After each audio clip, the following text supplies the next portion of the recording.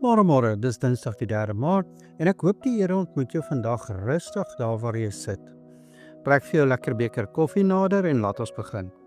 Vandag kyk ons na die laaste gedeelte van Esau se storie in Genesis 28 vanaf vers 6 tot 9. Jy weet, ons dink dikwels aan Esau as net die ou wat sy eersgeboortereg vir 'n pot lensies opverkoop het. Maar die tragedie loop veel dieper as net 'n bord kos. Dit gaan oor 'n hart wat die heilige dinge van God as waardeloos hanteer het.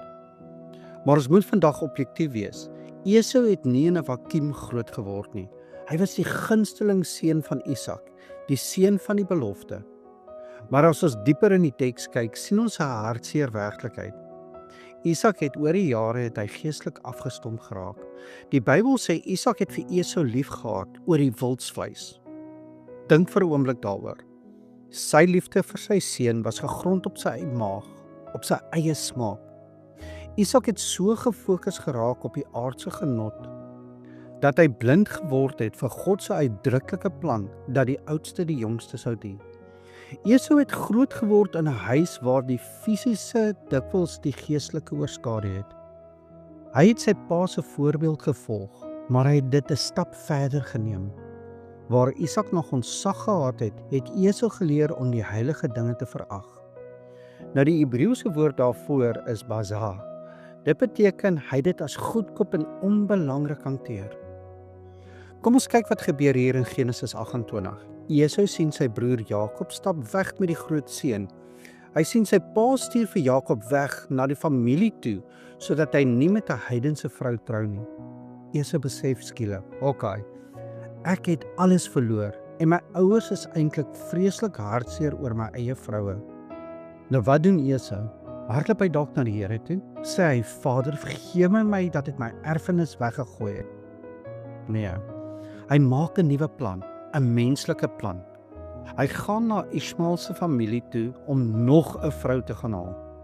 Hy dink hy kan sy foute reg dokter met 'n uiterlike pleister.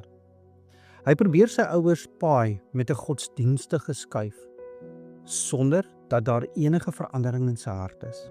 Dit is 'n klassieke fout van die vlees. Ons dink ons kan God manipuleer met uiterlike aanpassings. Hierdie storie is 'n spieël vir ons vandag. Ons almal het soms 'n bietjie Esau in ons.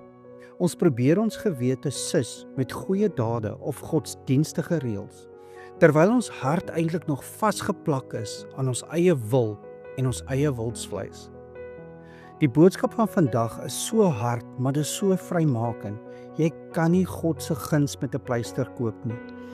Geen uiterlike godsdiens kan 'n innerlike verwerping van God bedek nie.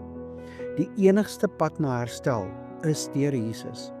Waar Esau gefaal het, het Jesus oorwin. Jesus het nie gekom om vir ons 'n nuwe plan te gee nie. Hy het gekom om vir ons 'n nuwe hart te gee. Hy het die prys aan die kruis betaal sodat ons kan ophou tou trek teen God se plan en kan begin rus in sy genade alleen. So ek moet jou vra vandag, is jou godsdiens net 'n uiterlike pleister op 'n onveranderde hart? Of het jy al jou eie ek by die kruis laat sterf? Kom ons bid saam. Onse Vader, vergewe ons waar ons soos Esau die tydelike bo die heilige gestel het. Vergewe ons vir ons geestelike afgestomptheid. Ons lê ons vrye wil vandag voor U neer. Raak ons binneruimte aan sodat ons Jesus Christus bo alles sal kies. Here, dankie vir U genade wat meer as genoeg is vir ons vandag. Ons bid dit in die naam van Jesus, deur die kragtige werking van die Heilige Gees. Amen. Onthou vandag, jy is dalk die Bybel wat iemand vandag moet ontmoet. Moenie die genade van God vandag as waardeloos hanteer nie. Kies die lewe. Kies vir Jesus. Ek hoop jy het 'n geseënde Dinsdag.